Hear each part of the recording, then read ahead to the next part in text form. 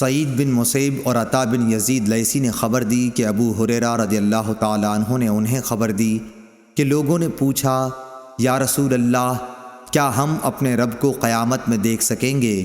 آپ نے جواب کے لیے پوچھا، کیا تمہیں 14ویں رات کے چاند کو دیکھنے میں جبکہ اس کے قریب کہیں بادل بھی نہ ہو شبہ ہوتا ہے؟ لوگ بولے، ہرگز نہیں یا رسول اللہ صلی اللہ علیہ وسلم۔ پھر آپ نے پوچھا، اور کیا تمہیں سورج کے دیکھنے میں جبکہ اس کے قریب کہیں بادل بھی نہ ہو شبہ ہوتا ہے؟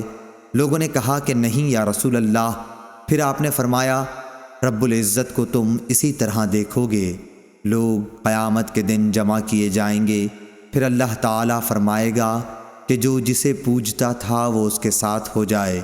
چنانچہ بہت سے لوگ سورج کے پیچھے ہو لیں گے، بہت سے چاند اور بہت سے بتوں کے ساتھ ہو لیں گے۔ یہ امت باقی رہ جائے گی، اس میں منافقین بھی ہوں گے۔ پھر اللہ تعالیٰ ایک نئی صورت میں آئے گا اور ان سے کہے گا کہ میں تمہارا رب ہوں۔ وہ منافقین کہیں گے کہ ہم یہیں اپنے رب کے آنے تک کھڑے رہیں گے، جب ہمارا رب آئے گا تو ہم اسے پہچان لیں گے۔ پھر اللہ عز و جل ان کے پاس ایسی صورت میں جسے وہ پہچان لیں آئے گا اور فرمائے گا کہ میں تمہارا رب ہوں۔ وہ بھی کہیں گے کہ بے شک تو ہمارا رب ہے۔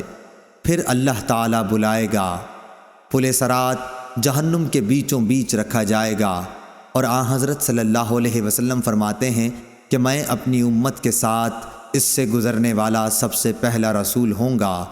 اس روز سوائے انبیاء کے کوئی بھی بات نہ کر سکے گا، اور انبیاء بھی صرف یہ کہیں گے، اے اللہ مجھے محفوظ رکھیو، اے اللہ مجھے محفوظ رکھیو۔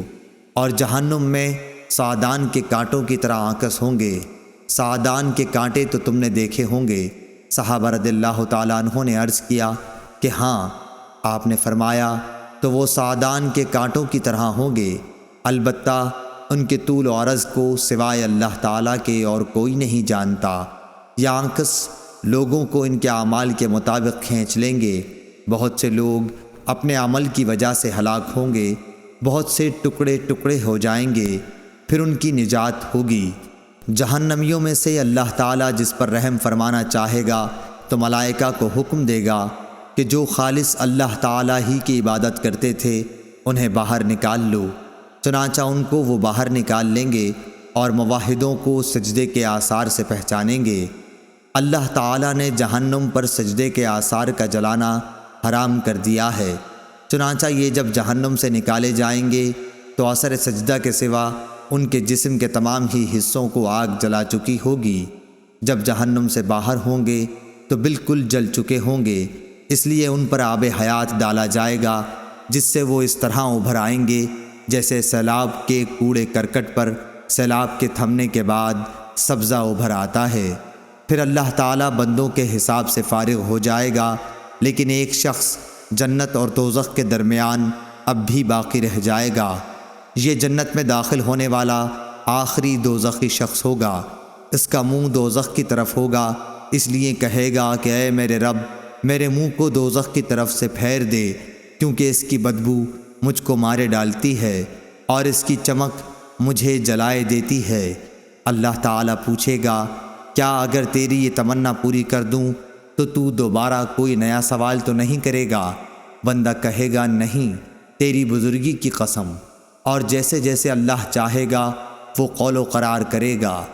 آخر اللہ تعالیٰ جہنم کی طرف سے اس کا منہ پھیر دے گا۔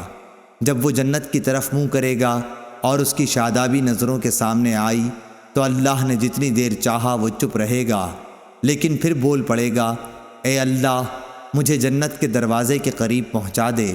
اللہ تعالیٰ پوچھے گا، کیا تو نے عہد و پیمان نہیں باندھا تھا کہ اس ایک سوال کے سوا اور کوئی سوال تو نہیں کرے گا؟ بندہ کہے گا، اے میرے رب، مجھے تیری مخلوق میں سب سے زیادہ بدنصیب نہ ہونا چاہیے۔ اللہ رب العزت فرمائے گا کہ پھر کیا ضمانت ہے کہ اگر تیری یہ تمنا پوری کر دی گئی تو دوسرا کوئی سوال نہیں کرے گا؟ بندہ کہے گا، نہیں، تیری عزت کی قسم، اب دوسرا سوال کوئی تجھ سے نہیں کروں گا۔ چنانچہ اپنے رب سے ہر طرح عہد و پیمان باندھے گا اور جنت کے دروازے تک پہنچا دیا جائے گا۔ دروازے پر پہنچ کر جب جنت کی پہنائی تازگی اور مسرتوں کو دیکھے گا تو جب تک اللہ تعالیٰ چاہے گا وہ بندہ چپ رہے گا، لیکن آخر بول پڑے گا کہ اے اللہ مجھے جنت کے اندر پہنچا دے۔ اللہ تعالیٰ فرمائے گا افسوس اے ابن آدم، تو ایسا دغاباز کیوں بن گیا؟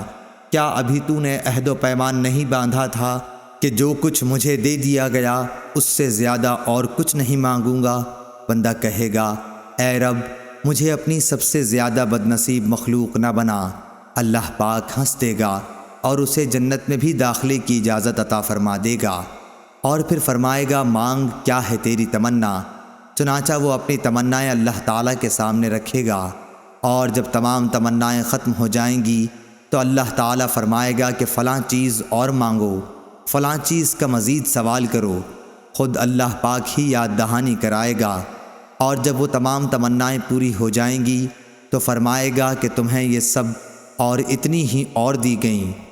حضرت ابو سعید خدری رضی اللہ تعالیٰ عنہ نے حضرت ابو ہریرہ رضی اللہ تعالیٰ عنہ سے کہا کہ رسول اللہ صلی اللہ علیہ وسلم نے فرمایا کہ یہ اور اس سے 10 گنا اور زیادہ تمہیں دی گئیں۔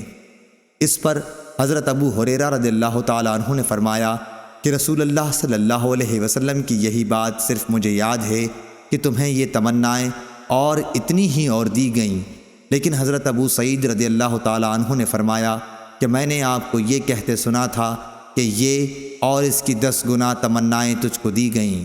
صحیح بخاری حدیث نمبر 806۔